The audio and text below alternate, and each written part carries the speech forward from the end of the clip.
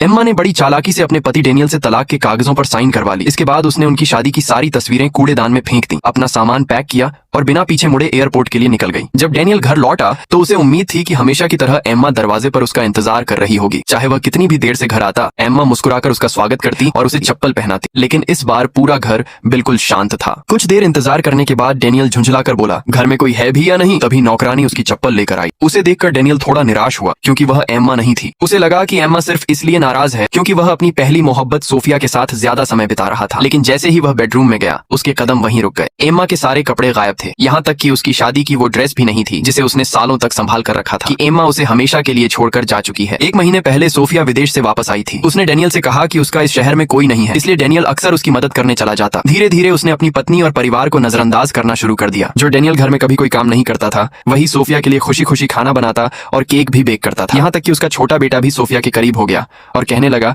कि वही उसकी नई मम्मी बने। एम्मा का दिल हर दिन थोड़ा थोड़ा टूटता गया। उसने 7 साल तक डेनियल से बेइंतहा प्यार किया, लेकिन अब वह उसकी कोई कद्र नहीं करता था। कुछ समय बाद डेनियल सोफिया को अपने ही घर ले आया। उसने कहा कि सोफिया के घर में मरम्मत चल रही है, इसलिए वह कुछ दिन यहीं रहेगी। मजबूर होकर एम्मा को यह बात माननी पड़ी।